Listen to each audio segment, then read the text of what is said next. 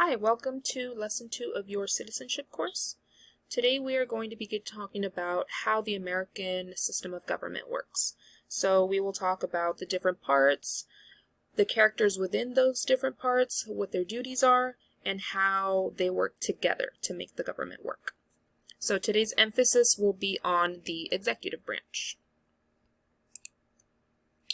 The first thing that we have to understand about the American government system is that it was created on the ideal of avoiding tyranny. The Founding Fathers, when they got together at the Constitutional Convention to create this new government, their main concern was, how do we prevent the leader of this new country from becoming too powerful? They had really fresh memories in their minds about living under the rule of King George, the British monarch. They remember what it was like for their society to live under tyranny.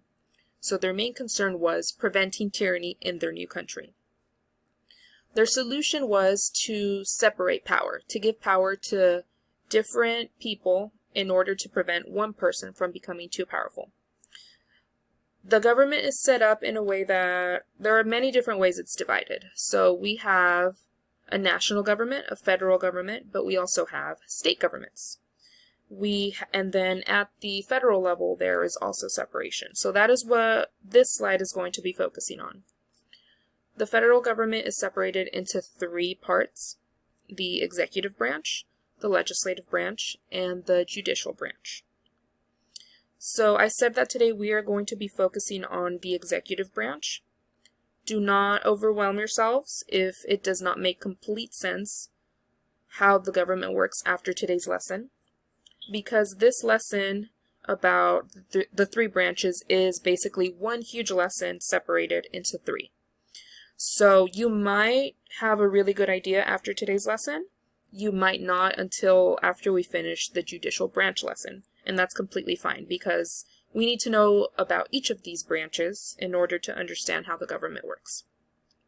So back to our focus for today, the executive branch. The main person within the executive branch is the president. So we know the president as the leader of our country. I won't go too much into detail about these other two branches just yet. Okay, let's talk a little bit about the details of the presidency. So not just anyone can become president, unfortunately, or fortunately, depending on how you think about this. There are certain requirements that candidates have to fulfill. So they have to be natural-born citizens, which means that they have to be born in one of the 50 states or in one of the 5 territories.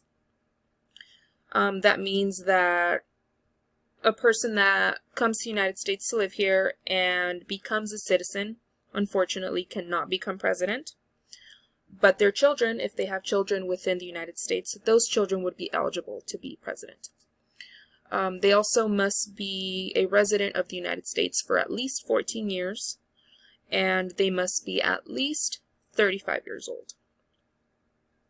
Presidential elections happen every 4 years. So our last presidential election was in 2016, which means that this year is an election year. As I'm sure you've known from hearing things on the news, at the time of this taping, of this recording, the convention for the Republicans is actually going on, and Donald Trump just accepted his nomination for the presidency for the election. So I'm sure you know that this is a presidential election year, sorry.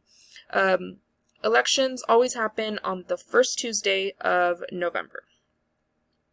The citizenship test question, related to the month of when elections happen. You only need to remember the month, so you don't need to know that it is the first Tuesday or it's always Tuesday. Just remember the month and you'll be good. Always happens in November. Presidents are elected for 4 years. So one term is 4 years. When they win election in November, they don't go into office until the following January. So about 2 months after they win the election is when their term actually begins. Presidents can serve a total of 2 terms, which amounts to a total of 8 years. There are historical instances in which presidents have served longer. The prime example is President Roosevelt, who served for a total of 12 years. This was before there was a rule about limiting presidents to only 2 terms. But for now, the maximum is 8 years. There is a loophole, however, and you don't need to know this for your citizenship interview. I'll give you an example, a hypothetical situation. So,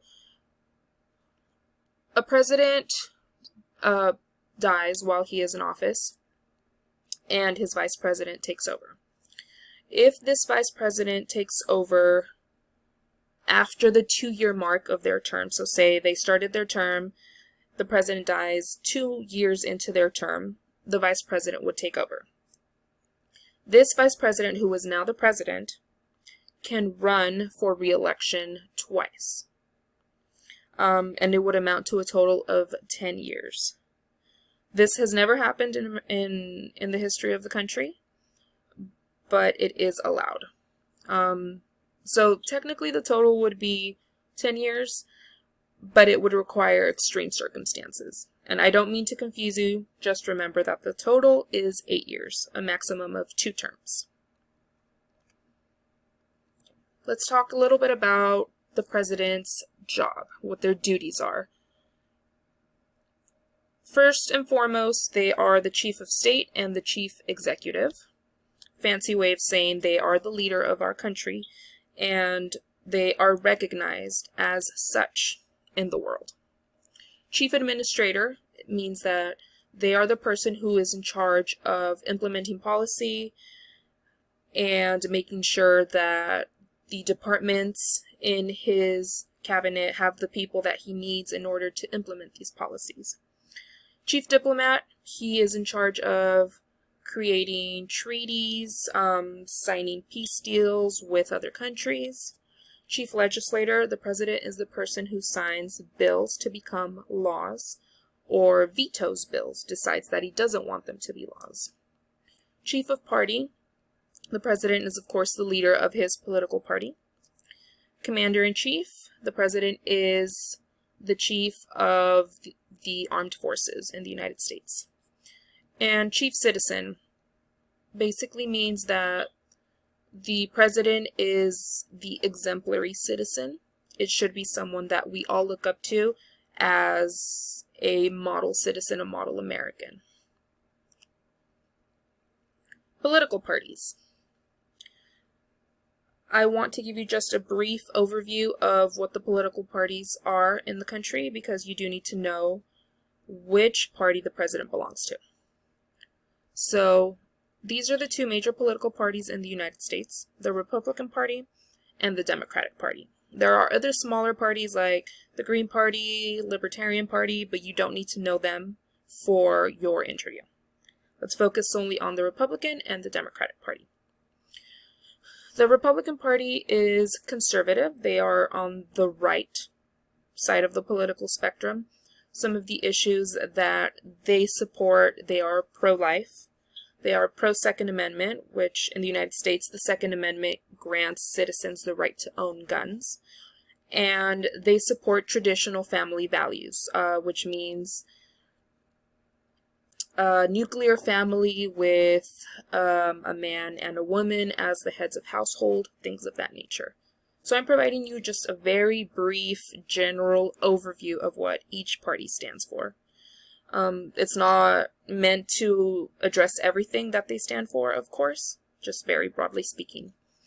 The Democratic Party is considered to be more liberal on the left side of the political spectrum. Some of the issues that the Democratic Party supports are they are pro-immigration, they support voting rights, they support social equality for minorities, people of color, the LGBTQ community, things like that. So let's talk about our current president and vice president. Our current president, as you may know, is Donald J. Trump. He is the 45th president in the history of the United States. He was elected November 2016. He belongs to the Republican Party. Make a note right there because you will need to know that. Part of the Republican Party. And he is in fact seeking re-election, so if he wins this November, that would be his second term.